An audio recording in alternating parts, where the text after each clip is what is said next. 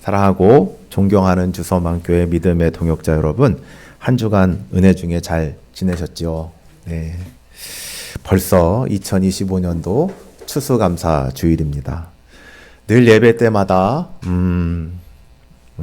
하나님께서 우리 동역자님들 한 분 한 분들을 붙들어 주셔서 그 마음과 심령을 위로하시고 기쁨을 주시고 또 평강을 주시기를 바라고 큰 은혜를 주시기를 바라고 있습니다만, 오늘은 특히 이 예배에 참석한 우리 모든 동역자님들에게 그 마음 위에 올 한 해 우리 마음과 심령에 부어주셨던, 그리고 우리의 삶에 부어주셨던 하나님의 그 큰 은혜, 그 큰 은혜와 평강으로 깨닫고 또 이 예배를 통해서 주시는 은혜 때문에 우리의 마음이 충만해지기를, 우리 모든 동역자님들의 마음이 충만해지기를 축복합니다. 올해는 전 개인적으로는 참 버거운 한 해였습니다. 나라를 봐도 그렇고 한국교회를 봐도 그렇고 섬기는 교회와 우리 동역자님들, 또 제 개인적으로 봐도요, 뭐 이렇게 좋은 일이 많다든지 좋은 결과가 있었다든지 풍성했다든지 라기보다는 간신히 버티자, 버텨만 내자, 버텨야 된다 하는 마음이 많았습니다. 우리나라는요, 지난 연말부터 상반기는요, 탄핵 사태로 나라가 거의 마비 상태였습니다. 극도로 불안했고 분열되었습니다. 또 갑자기 대통령이 새로 뽑혔죠. 근데 나라가 안정을 찾기는커녕 오히려 더 불안해진 것 같습니다. 특별히 요즘 경제가 심상치가 않습니다. 주식이요, 그걸 뭐라 그럴까? 지수가 널뛰기를 합니다. 안정을 찾지 못하고 어느 날엔 이렇게 올라갔다가 어느 날엔 이렇게 떨어졌다. 그리고 환율도 1,450원에서 1,470원. 많은 전문가들은 1,400원대를 벗어나 1,500원대를 바라볼 것이다 라고 했는데, 여러분, 이 수치는 2008년도 리먼 브러더스 사태 때, 전 세계적인 금융위기 때 우리나라 환율이 그랬던 것입니다. 부동산도요, 지금 너무너무 비싸졌어요. 지금 난리도 아니죠. 주택값은 오르고 있는데 또 한편에서는 여기저기마다 임대문이, 매매문이 공실에다가 이렇게 딱딱 붙여 있어요. 분명히 집값은 올라가고 땅값은 올라가는데 나라의 경제는 얼어붙고 있단 말이죠. 취업 준비생들은요, 지금 어디를 가야 될지 모릅니다. 왜요? 회사가 안 뽑으니까요. 작은 회사들은 도산을 했습니다.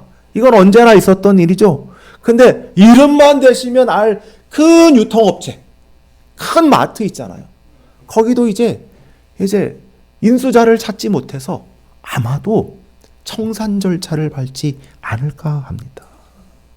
곳곳에서는 구조조정을 하고 있고 자영업자들은 비명을 지르고 있습니다. 제가 보기엔 한국판 잃어버린 30년이 지금 시작된 첫 해가 아니겠는가, 이런 생각이 듭니다. 그럼에도 불구하고 하나님께서는 우리 교회를 붙들어 주셨습니다. 돌아보면 참 많은 사역을 감당하게 하셨습니다. 제가 이걸 만들었는데요, 우리 정집사님이 사진을 많이 찍어 주셨어요. 근데 제가 이렇게 뭐든지 앞에서 하다 보니까 사진이 없어요. 사진이 분명히 많이 했거든요. 이거보다 훨씬 더 많이 했고 사진이 있어야 되는데 사진이 없어요. 다음에는 우리 임명을 해가지고요, 사진 자료를 꼭 이렇게 보관해야 될 것 같아요. 그러니까 왜냐하면 너무 많은 일들을 했는데 중요한 사진들이 없는 거예요. 그래서 이런 사진들을 보면서도 교회가 그래도 하나님의 은혜 가운데 있었구나 라고 생각했죠. 올해 표어가 뭐였냐면 믿음으로 기도하고 응답에 감사하자. 정말 믿음으로 기도하고 응답에 감사하는 한 해가 되기를 바랬죠. 네, 그래서 기도 노트를 작성하기로 했죠. 그래서 기도 노트 작성법을 상반기에도 한 번, 후반기에도 한 번 했었고요. 또 현장 전도를 하기도 했잖아요. 그 앞에 사진들은 상반기 현장 전도 사진이고요. 후반기 건 안 찍었나 봐요. 안 찍었어요. 그래서 상반기에도 한번 나가서 전도하고 후반기에도 한번 나가서 전도했어요. 근데요, 이 상반기, 후반기 얼마 몇 달 아니었잖아요. 근데 요번에 후반기 때 느낀 건 더 안 받아요. 전도지 뭐 별것도 아닌데. 그리고 거기다가 종량제 쓰레기 봉투 이렇게 한 장씩 껴서 줬는데요. 더 사람들이 받지를 않아요. 또요, 야유 예배 나갔던 거 기억나시죠? 참 날씨 좋았습니다. 그리고 여름 사역에는 우리 목사님 모시고 귀한 말씀, 은혜의 말씀을 듣는 시간도 가졌고, 또요, 로마서 성경 쓰기도 열심히 했고, 우리 청소년들 함께, 그리고 저기 가가지고 다니엘 학교 1박 수련회로 가서 고기도 구워 먹고, 우리 함께 기도하자, 뭐 기도하기도 했고, 또 여러 가지 것들을 함께 나누고 말씀의 은혜를 나누는 시간이었습니다. 그리고 후반기에는 로마서 강해 선교의 여정을 시작하기도 했고요. 우리가 섬기고 있는 선교사님들, 우리 이번에 우리 남아연 선교사님이 오셨고, 그리고 또 우리 막내 따님이죠, 하라가 와서 정말 올해 이렇게 귀하게 이렇게 정말 이렇게 뭐라 그래요, 기쁜 소식을 주고 받았습니다. 그런 한 해였던 것 같습니다.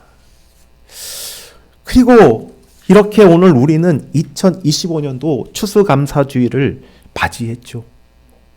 교회력은요, 시간상 11월 달이 마지막 달이에요. 11월 달이 마지막 달이에요. 올해의 마무리라고 할 수 있어요. 그러면 우리는 어떻게 마무리를 해야 되겠는가? 우리는 감사로 마무리해야 되죠. 근데요, 이때 감사가 억지로 하는 것입니까? 억지로 할 수가 없지요. 감정이 어쨌든 나는 전혀 감사하지도 않는데 마른 행주를 짜듯이 감사를 짜내는 게 감사의 바른 태도일까요? 그렇지 않습니다. 감사는 절로 생기지 않습니다. 진짜 감사를 회복하려면 하나님의 말씀을 들어야 합니다. 바로 그 말씀이 신명기 8장 1절서부터 18절까지의 말씀이에요.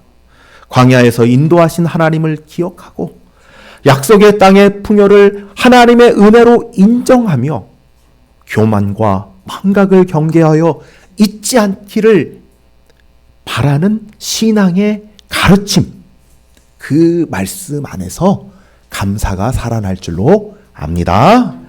사랑하는 주소망교회 믿음의 동역자 여러분, 신명기 8장 2절은 이렇게 시작하죠. 내 하나님 여호와께서 이 40년 동안 너로 광야길에 걷게 하신 것을 기억하라.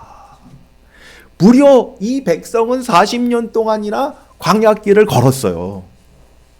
상상해 보세요. 광야길을 걷는다는 것은 그냥 편한 일반 이 인도를 걷는 게 아니잖아요. 네? 우리나라처럼 가을 이렇게 좋은 봄 가을을 걷는 게 아니잖아요. 그늘이 있는 곳을 걷는 게 아니잖아요. 뜨거운 태양볕이 있는데 물도 없고 또 뭐도 없죠. 먹을 것도 없고 또 뭐도 없죠. 햇빛을 막을 그늘도 없고 이런 모든 것 속에서 계속해서 돌아다녀야 했습니다. 그리고 미래가 보이지 않는 불안이 항상 같이 했습니다. 하나님의 약속, 가나안 땅으로 우리를 인도하시겠다고 하는데 그 약속이 이루어진 것은 40년 뒤라는 거죠. 그런데 이 모든 시간을 하나님의 은혜로 지나왔습니다.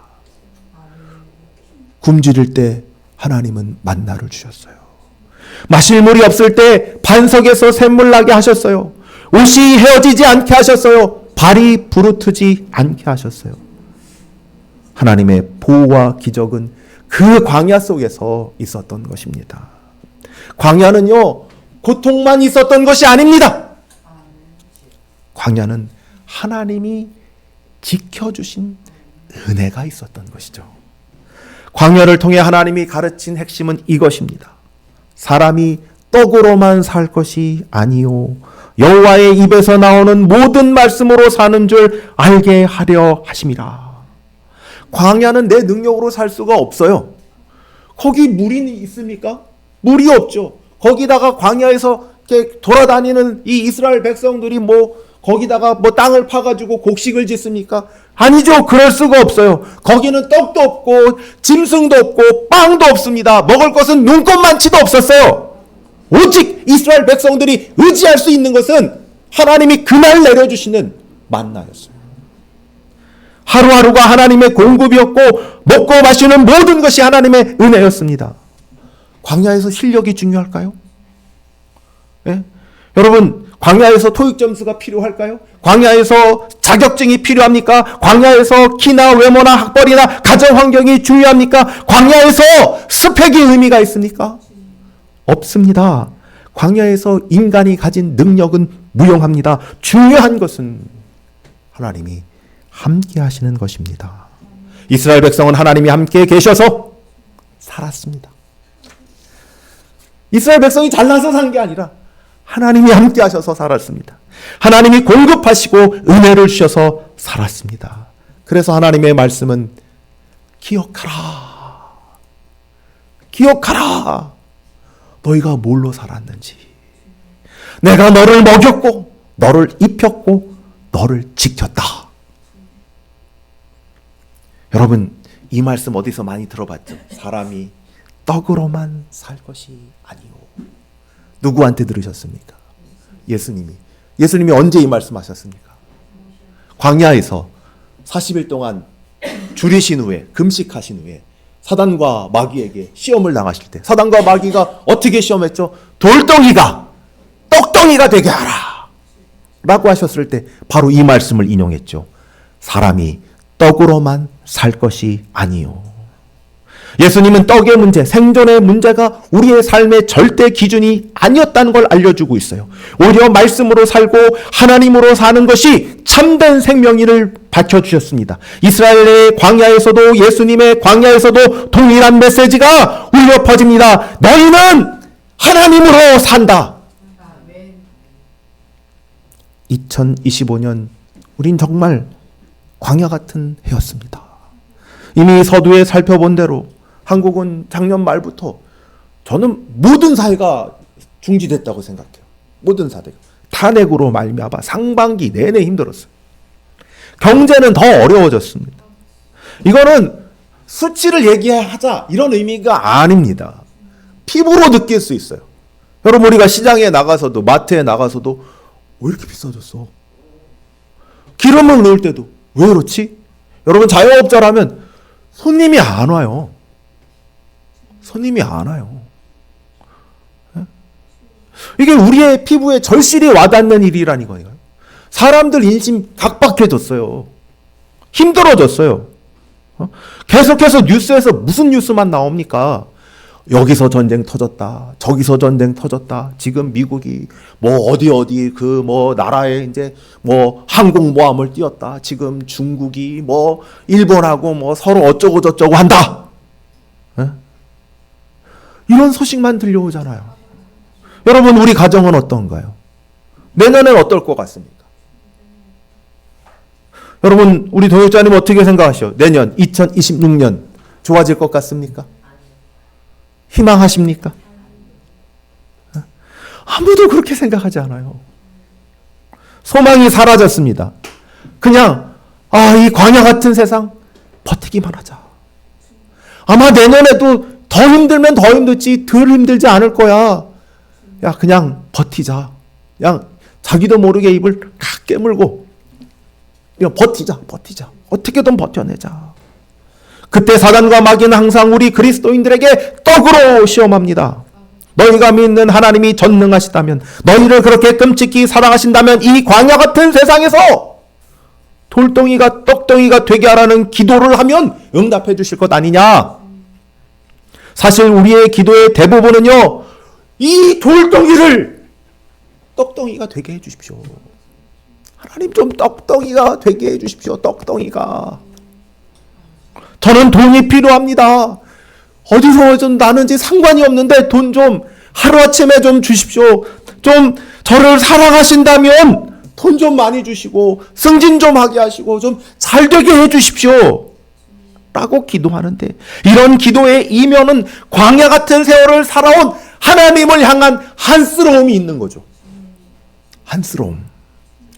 왜 나를 이곳에 두셨습니까? 30배, 60배, 100배의 축복은 왜 저한테는 안 주십니까? 이렇게 될 때 우리는 감사할 수가 없어요. 아니, 감사할 수 없는 게, 그러니까 안 하는 게 아니라 못하게 되는 것입니다. 이때 예수님이 뭐라고 하셨죠? 사람이 떡으로만 살 것이 아니요, 하나님의 말씀으로 사는 것이다. 2025년 지나오면서 우리가 붙들어야 될 진리는 사람이 떡으로만 사는 것이 아니란 것입니다. 무엇으로 사냐? 하나님의 말씀으로. 공급하시는 그 은혜로, 예, 하나님을 보아야 한다는 것입니다. 하나님. 우리가 생각할 때 내가 열심히 일해서 고생해가지고 월급 받아서 올 한 해 그냥 어떻게 살아왔지. 내가 지혜로워서 보험도 들고 투자도 해서 이런 모든 어려움들을 잘 대비하면서 살았지. 여러분, 이렇게 생각하지 마시고요. 그러니까 이거는 결국 내가 떡을 먹었으니까 살았지. 근데 누가 주셨냐라는 거예요. 누가. 특별히 올해는 우리 교회를 보건대 건강 때문에 고생하시는 분들이 많습니다. 그럴 때마다 목회자로서 가슴이 많이 아팠고, 기도할 때 하나님 제발 불쌍히 여겨주시고 은혜를 달라고 기도했던 적이 참 많죠. 근데 더 잘 아시잖아요. 의사의 치료를 통해서 우리의 건강이 지켜집니까?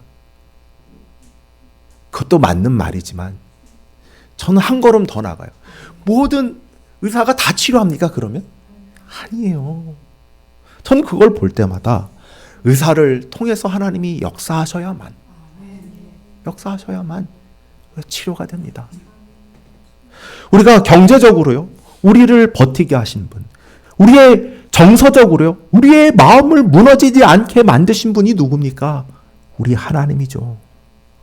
우리의 2025년은 우리의 능력이나 계획으로 통과한 한 해가 아니라 하나님이 인도하셨기에 지나올 수 있었던 것입니다. 두 번째요, 이 약속의 땅에서 어떤 일이 있을까라고 했었을 때, 이 신명기는 약속의 땅에 들어가기 전에 이 이스라엘 백성이 들어갔을 때 어떤 일이 있을 것인가를 예견하면서 이러이러한 일이 있을 때 너희의 마음을 조심하라 라는 이 모세의 어떻게 보면 고별 설교이자 유언과도 같은 말씀인데, 이렇게 7절서부터 10절에 이렇게 말씀해요. 내 하나님 여호와께서 너를 아름다운 땅에 이르게 하시리니 거기서 시냇물, 샘물, 깊은 샘이 흐르고 밀, 보리, 포도, 무화과, 석류, 감람나무와 꿀. 여기서 그치는 게 아니라 철도 날 것이고 동도 날 것이다. 우리가 이 이미지를 잘 생각해야 될 게, 이 이미지는 일종의 풍요를 상징하는 창가예요. 그 땅은 풍요의 땅이다. 우리가 옛날에 우리 동역자님 잘 기억하실 텐데, 대한민국 아시나요? 대한민국 노랫말이 기가 막힙니다. 네? 하늘엔 조각구름 떠 있고 강물엔 유람선이 떠 있고 저마다 누려야 할 행복이 언제나 자유로운 곳. 뚜렷한 사계절이 있기에 볼수록 정이 드는 상과들. 이렇게 나가요. 여러분, 이게 찬가죠, 일종의. 대한민국에 대한 찬가 아닙니까? 똑같은 거예요. 위 7절서부터 10절이 똑같은 거예요. 그래서 요거를 한 관용구로 우리 이 성경이 뭐라고 하냐면, 가나안 땅을 젖과 꿀이 흐르는 땅. 젖은 뭐냐? 이 젖은 그 당시에 뭐냐면, 이 어린 아이들이 생존할 때 뭐가 필요했어요? 젖이 필요했어요. 생존에 있어서 필수적인 것. 다음에 꿀은 무엇을 상징합니까? 그 당시에는 단 게 별로 없어요. 지금이야 너무 많아서 문제예요. 음식도 너무 많고 게다가 단 건 더 많아. 근데 옛날에 우리 동역자님들 기억하시겠지만 설탕이 귀했어요. 되게 오래된 사람 같은데 저는 그렇진 않은데, 귀해가지고 이걸 숨겨놨어요. 설탕이나 사탕을 숨겨놨어요. 이게 너무 귀해서 귀한 손님들 오시면 뭘 내드렸냐? 우리 젊으신 분들은 잘 이해 안 되실지 모르겠지만 설탕물을 냈어요. 왜? 설탕이 귀해서. 그러면 지금으로부터 거의 3,500년 전인데 이 말씀이 단 게 얼마나 귀했겠습니까? 그러면 꿀이 뭐예요? 아주 귀한 거라. 아주 천상의 맛. 기쁨과 아주 극상의 맛을 나타내는 거예요. 기쁨과 풍요의 상징이었던 거죠. 그러니까 약속의 땅은 하나님의 공급이 넘치고 그 모든 백성이 풍요와 기쁨으로 감사하는 곳입니다. 이 말씀은 하나님의 주심에 대한 놀라운 묘사예요. 근데 그렇다고 해서 이 풍요를 오해하셔서는 안 됩니다. 갑자기 대박 난다는 의미가 아니고 부자 된다는 의미도 아닙니다. 열심히 공부했는데 대기업에 입사했다. 이번에 내가 어떻게 돈을 모아가지고 코인으로 투자를 했는데 그 코인이 하루 새에 2배가 되었다. 이런 의미가 아니에요. 아파트를 샀는데 하루 새에 30%가 올랐다. 이런 의미가 아니에요. 이 풍요가 어떻게 모사되어 있는지를 보세요. 이스라엘의 풍요를 누리는 이유는 농사를 잘 지어서도 아니에요. 그러면 그 농사의 기술이 높아서도 아니에요. 땅이 넓어서도 아니고요. 경쟁력을 갖추어서도 아니에요. 10절 내 하나님 여호와께서 옥토를 주셨으므로 본질은 은혜예요. 주심이에요. 주심. 우리는 여기서 중요한 신학적 사실을 생각해 볼 수가 있습니다. 신명기 8장의 주제는 풍요를 주시는 분이 하나님이라는 거예요. 근데 신약에서는 비슷한 구절을 바울 사도가 빌립보서 4장 13절 안에서 이렇게 말합니다. 내게 능력 주시는 자 안에서 내가 모든 것을 할 수 있느니라. 근데 여기서 봐야 될 것은 뭘 주시죠? 능력을 하나님께서 주세요. 근데 그 전을 봐야 되는 건 4장 12절인데 4장 12절에 이렇게 얘기해요. 내가 비천에 처할 줄도 알고 풍부에 처할 줄도 안다. 바울은 풍부와 궁핍을 다 경험했습니다. 그래서 나온 결론이 바로 13절. 내게 능력 주시는 자 안에서. 바울의 자족과 감사는 환경에 의하여 결정된 게 아니에요. 하나님이 함께 하심으로부터 나온 신앙인 것입니다. 여기서 구약과 신약이 만나는데 신명기에서 하나님이 주셨기 때문에 풍요했다면 바울은 하나님이 능력을 주셨기에 모든 상황이 은혜라고 고백하고 있는 것입니다. 사랑하고 존경하는 주소만교회 믿음의 동역자 여러분, 어쩌면 2025년 우리는 부족의 시간, 궁핍의 시간을 견뎌왔을 수도 있습니다. 경제는 흔들리고 일터는 불안하고 어떤 가정들은 줄어드는 수입 속에서 마음이 눌리기도 했습니다. 그러나 질문해 보십시오. 하나님이 이루지 못하신 게 있는가? 올해 그렇게 궁핍했지만 하나님이 이루지 못하신 게 있는가? 아니요. 없어요. 하나님이 우리를 붙들어 주셨습니다. 하나님 우리 교회를 지키셨습니다. 하나님이 우리 동역자님 한 분 한 분, 그 자녀선들 한 분 한 분 인도하셨습니다. 자녀의 길이 열렸습니다. 하나님과 동행하셨기 때문이죠. 우리의 심령이 무너지지 않았습니다. 하나님의 말씀으로 우리를 채우셨기 때문인 것입니다. 풍요는 경제의 상황에 좋고 나쁨에 있는 게 아니라 하나님이 하신 일을 바라보는 믿음의 눈에 달린 것입니다. 그래서 우리는 2026년을 소망할 수 있습니다. 환경이 나아질 것이기 때문에? 아니에요. 전망은 정확해야죠. 안 나아질 겁니다. 오히려 전망은 더 어둡습니다. 그러나 우리의 믿음의 눈은 하나님을 봅니다. 우리의 현실이 빈곤 같아도 약속의 땅의 소망은 이렇게 고백합니다. 하나님이 다 이루어 주실 거예요. 하나님의 은혜가 다시 채울 거예요. 약속의 땅의 소망은 환경이 아니라 하나님 자신이죠. 그런데 우리가 마지막으로 살펴야 할 마지막 것은 하나님, 그 하나님을 잊어버리게 될 수도 있다는 것입니다. 11절은 강력히 우리를 경고합니다. 내 하나님 여호와를 잊어버리지 않도록 삼갈지어다. 풍요 자체는 위협이 아니지만 풍요 속에 여전히 숨어있는 영적 위협이 있는데 그것이 바로 잊어버림, 망각이라는 것입니다. 광야에서는요, 매 순간 하나님을 의지할 수밖에 없었어요. 맞죠? 그때 하나님이 메추라기 안 주시고, 그때 하나님이 만나 안 주시고, 그때 하나님이 물을 나게 하지 않으시면 죽을 수밖에 없으니까 매번 하나님을 의지하지만, 가나안 땅에 들어가서는요, 아니에요. 가나안 땅은 씨를 뿌리고요, 이제 집을 져요. 천막을 지을 필요 없어요. 자기 집을 져요.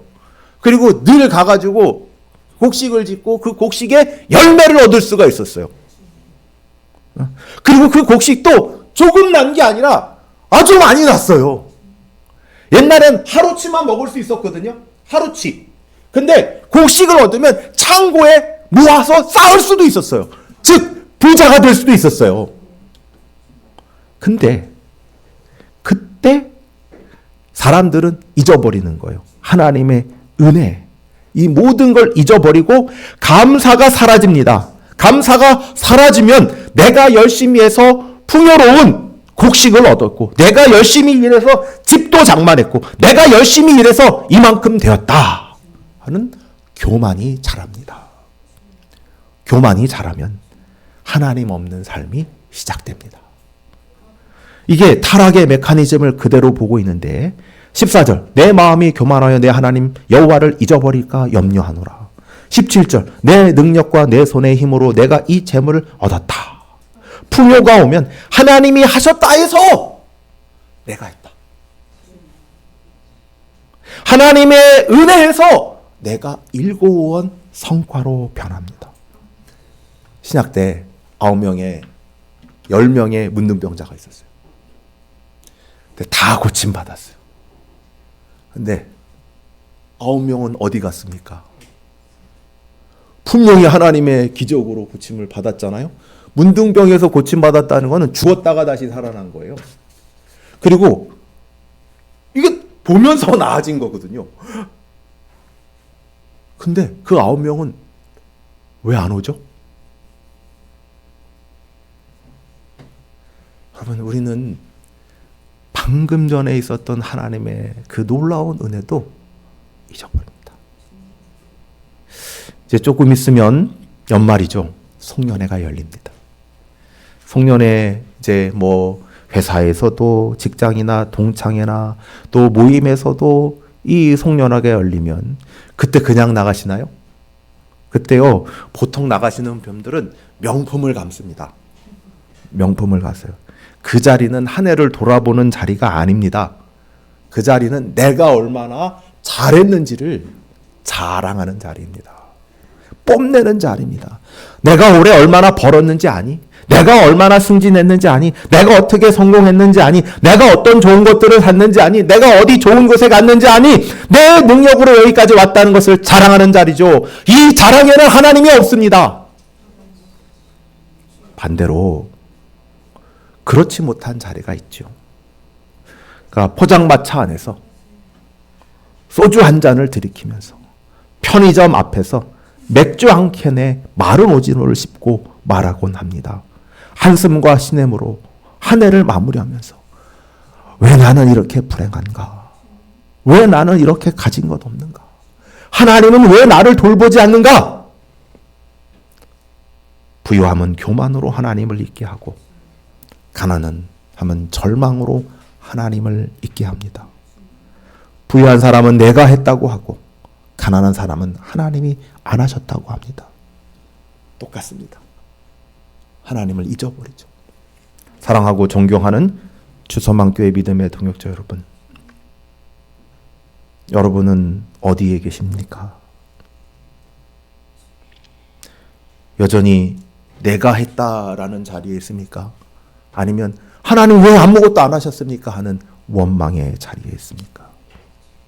2025년 추수감사주일 이 시점에 내게 남아있는 것은 나의 자랑입니까? 아니면 절망과 낙담입니까? 절망과 낙담, 불평과 원망 안에서 텅 비어있는 마음만 남아있습니까? 여러분, 우리의 마음은 광야의 그 빈곤과 공핍을 지나오면서 하나님에 대한 감사로 채워져야 될 줄로 믿습니다. 그것의 중심에는 믿음이 있습니다. 믿음. 하나님이 주신 믿음. 이 믿음이 있으면요, 2025년 광야는 훈련장일 것이고요, 2026년 우리가 살아갈 세상은 하나님이 예비하신 풍요의 한 해가 될 줄로 믿습니다. 그와 같은 우리 동역자님 되어지기를 주의 이름으로 축원합니다. 기도하겠습니다.